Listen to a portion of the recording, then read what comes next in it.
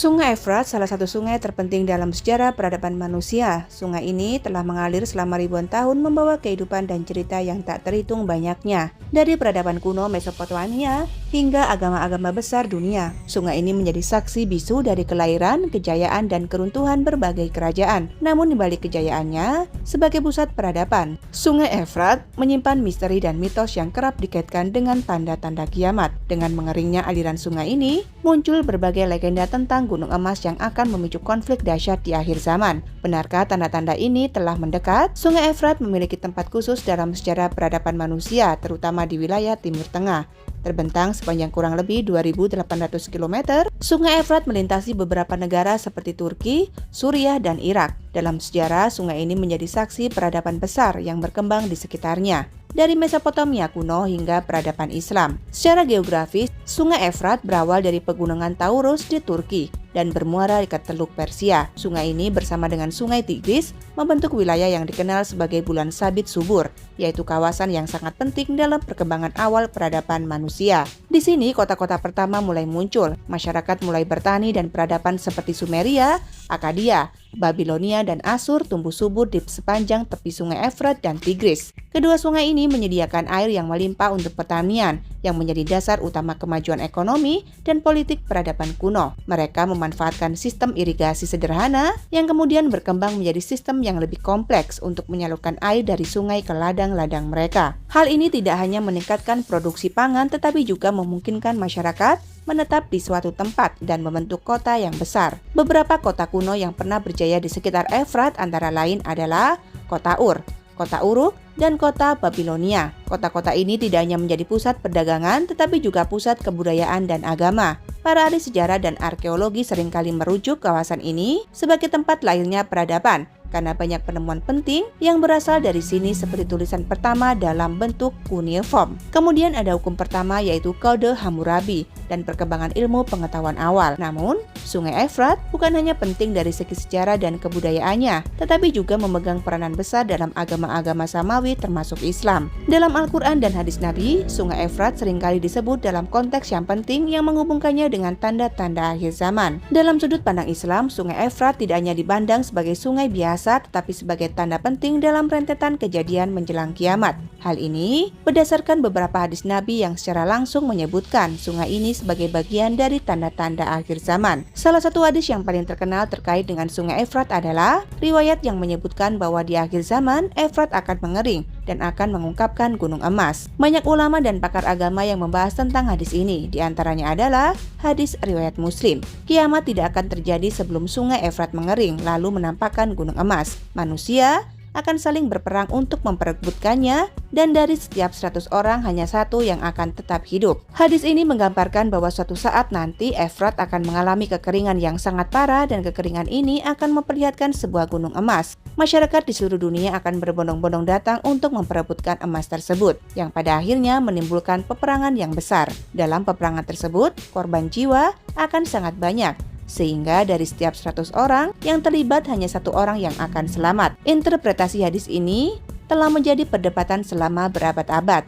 Ada yang memahaminya secara harfiah, yaitu bahwa Sungai Efrat akan benar-benar mengering secara fisik dan gunung emas akan muncul dari dasar sungai ini. Ada pula yang mengartikannya secara metaforis, bahwa gunung emas adalah simbol dari kekayaan atau sumber daya alam yang sangat berharga, seperti minyak bumi atau gas alam, yang akan menyebabkan konflik yang besar di wilayah sekitar Efrat. Perdebatan ini masih berlangsung hingga hari ini, terutama dengan munculnya berbagai tanda alam dan situasi geopolitik di sekitar wilayah Timur Tengah, yang seringkali dikaitkan dengan prediksi hadis tersebut. Di dalam ajaran Nasrani, ada beberapa ayat di dalam Alkitab yang menyebutkan tentang sungai ini. Disebutkan di sana bahwa malaikat ke-6 akan menuangkan cawanya ke sungai besar Efrat, yang airnya dikeringkan untuk mempersiapkan jalan bagi raja-raja dari timur. Dalam beberapa dekade terakhir, kekeringan di Sungai Efrat menjadi kenyataan. Sungai yang dahulunya melimpah ruah dengan air, kini mengalami penyusutan yang signifikan. Menurut NASA, sejak tahun 2003 hingga 2010, debit air di sepanjang sungai ini telah hilang sebanyak 144 juta kilometer kubik, dan kemungkinan besar sungai ini akan benar-benar mengering pada tahun 2040 nanti. Ada beberapa faktor yang mempengaruhi penurunan debit air sungai ini, termasuk perubahan iklim, pembangunan bendungan di hulu sungai, dan eksploitasi air yang berlebihan untuk pertanian. Di Turki, beberapa bendungan besar seperti bendungan Ataturk telah dibangun di sepanjang Efrat untuk mengalirkan air ke wilayah yang membutuhkan irigasi. Sementara itu, di Irak dan Suriah, pengelolaan air yang kurang baik serta meningkatnya permintaan air untuk pertanian telah menyebabkan sungai ini menyusut secara drastis. Pada musim kering, beberapa bagian dari sungai ini bahkan nyaris kering. Perubahan ini telah mempengaruhi kehidupan masyarakat yang bergantung pada Efrat untuk air, pertanian, dan mata pencarian. Bagi sebagian orang, kekeringan ini dianggap sebagai bagian dari tanda-tanda kiamat yang telah disebutkan dalam hadis. Meskipun masih ada yang berpendapat bahwa penyusutan air ini lebih disebabkan oleh faktor-faktor alam dan campur tangan manusia, namun yang menarik adalah bahwa kekeringan di Sungai Efrat telah memunculkan beberapa penemuan arkeologi yang sebelumnya terendam air. Misalnya, reruntuhan kota kuno dan bangunan bersejarah mulai muncul kembali di dasar sungai yang mengering. Hal ini mengingatkan kita bahwa Efrat tidak hanya penting bagi masa depan umat manusia, tetapi juga menyimpan sejarah panjang yang masih menyisakan banyak misteri. Seperti yang telah disebutkan dalam hadis, munculnya gunung emas dari Sungai Efrat menjadi salah satu tanda kiamat yang paling menarik perhatian. Kabar ini telah menyebar luas dan banyak orang yang berspekulasi tentang arti sebenarnya dari gunung emas ini. Dalam konteks modern, beberapa orang menghubungkan gunung emas tersebut dengan cadangan minyak bumi di kawasan Timur Tengah yang memang sangat melimpah dan menjadi sumber konflik di banyak negara. Minyak bumi seringkali disebut sebagai emas hitam karena nilainya yang sangat tinggi dan peran strategisnya dalam perekonomian global. Beberapa ulama dan cendekiawan Islam menganggap bahwa gunung emas yang disebutkan dalam hadis tersebut bisa jadi merupakan metafora untuk minyak bumi yang akan memicu perang dan kekacauan besar di masa depan. Masih ada sebagian orang yang berpegang pada interpretasi harfiah bahwa suatu saat nanti Sungai Efrat akan mengering dan mengungkapkan sebuah gunung emas. Keyakinan ini didasarkan pada kepercayaan bahwa hadis-hadis Nabi harus dipahami secara literal, kecuali jika ada petunjuk lain yang mengindikasikan makna metaforis. Sejauh ini, belum ada bukti ilmiah yang mendukung adanya gunung emas di dasar Sungai Efrat. Namun mitos ini tetap hidup dan terus menjadi bahan perdebatan di kalangan umat muslim dan para peneliti. Dalam dekade terakhir, beberapa peristiwa geopolitik yang terjadi di sekitaran kawasan Sungai Efrat kerap kali dikaitkan dengan hadis-hadis tentang tanda kiamat. Konflik yang berkepanjangan di Timur Tengah, terutama di Irak dan Suriah, serta keterlibatan negara-negara besar dalam perebutan sumber daya energi telah memicu spekulasi bahwa tanda-tanda tersebut mulai terlihat. Salah satu faktor utama yang sering dikaitkan dengan hadis ini adalah perebutan kendali atas minyak di Timur Tengah. Kawasan yang dilewati oleh Sungai Efrat merupakan salah satu wilayah dengan cadangan minyak terbesar di dunia dan banyak konflik yang terjadi di sana,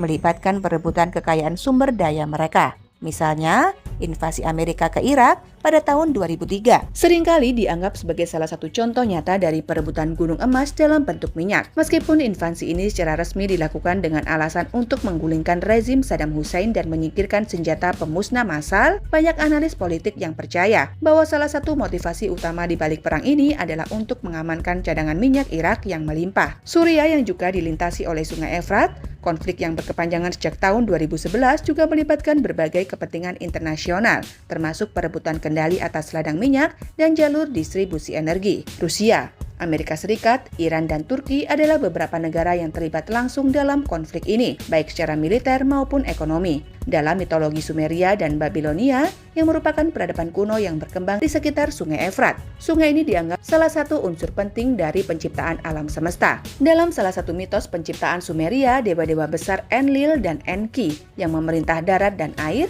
dikisahkan menjadi Tigris dan Efrat untuk memberikan kehidupan bagi manusia. Sungai ini dianggap sebagai anugerah dari dewa-dewa dan dipuja karena perannya dalam menyediakan air untuk kehidupan dan pertanian. Selain itu, dalam kisah epik Gilgamesh yang merupakan salah satu karya sastra tertua di dunia, Sungai Efrat sering disebut sebagai latar tempat bagi perjalanan epik Gilgamesh. Sungai ini tidak hanya menyediakan air bagi rakyat, tetapi juga menjadi penghubung spiritual antara dunia manusia dan dunia dewa. Salah satu legenda yang paling sering dikaitkan dengan Sungai Efrat adalah kisah Bahtera Nabi Nuh. Meskipun kisah ini lebih dikenal dalam narasi agama Abrahamis seperti Islam, Kristen, dan Yahudi, legenda tentang banjir besar ini juga muncul dalam mitologi Mesopotamia. Dalam epos Gilgamesh misalnya, diceritakan tentang seorang tokoh yang bernama Utnapishtim yang selamat dari banjir besar dengan membangun sebuah kapal besar atas perintah para dewa. Legenda ini sering disamakan dengan kisah Nabi Nuh yang tercantum dalam Al-Quran dan Injil. Beberapa peneliti percaya bahwa banjir besar yang disebutkan dalam kisah ini mungkin terjadi di sekitar aliran sungai Efrat dan Tigris, karena wilayah tersebut memang sering menjadi banjir besar pada masa lalu. Hal ini memperkuat hubungan mitologi antara sungai ini dengan legenda besar dalam sejarah manusia. Menurut Ustadz Muhammad Alvin Nur Haironi yang bersumber dari situs NU, untuk memahami hadis yang redaksinya berbeda, maka perlu mengetahui makna kata per kata. Kata Al-Furat yang disebutkan dalam hadis tersebut, para ulama sendiri berbeda-beda terkait maknanya. Selain menyebutkan bahwa Furat adalah sungai di Kufah, ada juga yang menyatakan Furat adalah laut. Ada juga yang mengatakan Furat adalah air yang rasanya sangat tawar sekali. Ada juga yang menyamakan Furat dengan Efrat. Dari mana makna ini? Sebenarnya belum ada kesepakatan di antara para ulama hadis mengenai makna Furat yang sebenarnya. Dengan demikian, jika ada yang mengatakan bahwa keringnya sungai Efrat sekarang termasuk bagian dari tanda-tanda kiamat, maka hal itu bisa jadi benar dan bisa jadi juga salah. Wallahu a'lam bishawab. Semoga kisah ini bermanfaat. Lebih dan kurangnya mohon dimaafkan. Yang benar datangnya dari Allah, khilaf atau keliru itu datangnya dari saya pribadi sebagai manusia biasa. Sampai ketemu di kisah-kisah seru yang penuh makna selanjutnya. Saya akhiri, wabillahi taufik wal hidayah. Wassalamualaikum warahmatullahi wabarakatuh.